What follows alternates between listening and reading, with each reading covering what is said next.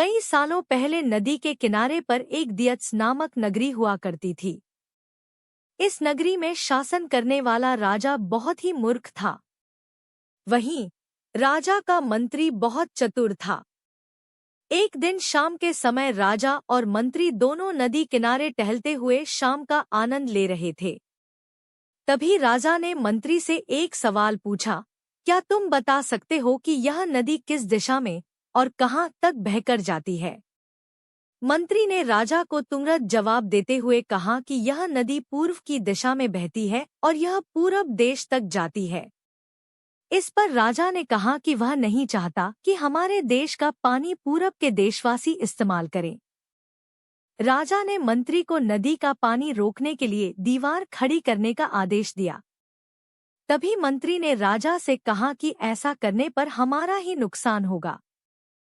राजा ने गुस्से में कहा कि पानी हमारा है और पूरब देश वाले मुफ्त में इसका इस्तेमाल कर रहे हैं और तुम बोल रहे हो कि हमारा नुकसान होगा। इसमें हमारा कुछ नुकसान नहीं होगा।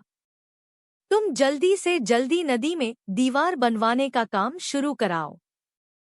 मंत्री राजा की आज्ञा का पालन करते हुए कारीगरों को बुलाता है और नदी के पास दीवार बनवाने का काम शुरू करवा देता है।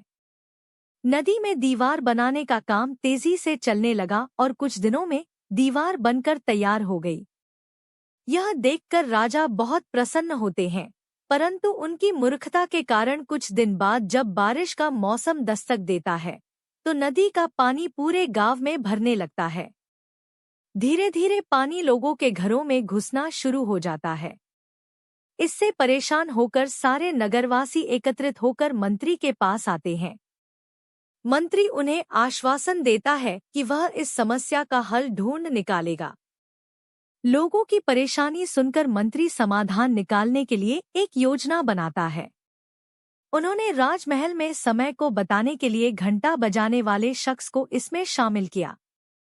वह समय के अनुसार घंटा बजाता था, जिससे लोगों को समय पता चलता था। मंत्री ने उसे कहा कि आज तुम प्रति घंटे की बजाय हर आधे घंटे में घंटा बजाना। उस आदमी ने मंत्री ने जैसा कहा वैसा ही किया। इससे जब सुबह के 3 बज रहे थे तो उसने 6 बार घंटा बजाया। 6 घंटे सुनकर राजा और सभी नगरवासियों को लगा कि 6 बज गए हैं और सुबह हो गई है। राजा उठकर बाहर आता है तो वहां मंत्री पहले से मौजूद होता है। बाहर अंधेरा देखकर राजा मंत्री से पूछता है कि अभी तक सूर्योदय क्यों नहीं हुआ है। राजा के सवाल का जवाब देते हुए मंत्री ने कहा, महाराज प्रातःकाल हो चुकी है, पर हमने पूर्व दिशा वालों के यहाँ पानी को जाने से रोक दिया है, तो शायद इसलिए उन्होंने हमारे यहाँ सूर्य की रोशनी को आने से रोक दिया है। इसलिए सूर्य उदय तो हुआ है, पर हमारे देश तक रोशनी नहीं पहुँची है।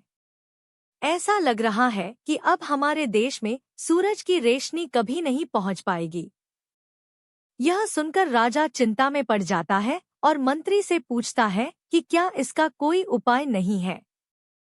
तब मंत्री उत्तर देता है कि महाराज, अगर आप नदी का पानी छोड़ देते हैं तो हो सकता है कि वो भी सूरज को छोड़ देंगे। इससे राज्य में फिर से रोशनी आ जाएगी। राजा मंत्री को तुरंत नदी की दीवार तुड़वाने का आदेश देता है। मंत्री कारीगरों को नदी पर ले जाकर उन्हें दीवार तोड़ने के लिए कहता है। कुछ घंटों में कारीगरों ने दीवार गिरा दी और तब तक सूरज के निकलने का समय भी हो गया था। सूर्य उदय हो गया। सूर्य की लालिमा देखकर राजा बहुत खुश हुआ और मंत्री को इनाम देने की घोषणा की। राजा ने मंत्री की तारीफ करते हुए कहा कि तुम्हारे कारण हमारे राज्य में फिर से सूर्य उदय हो पाया है और तुमने हमारे राज्य को अंधकार से बचाया है। इसके बाद मंत्री कहता है कि महाराज, यह तो राज्य के लिए प्रति मेरा फर्ज था। कहानी से सीख, कभी भी दूसरों का बुरा नहीं करना चाहिए और न ही उनकी तरक्की देखकर उनसे जलन की भावना रखनी चाहिए।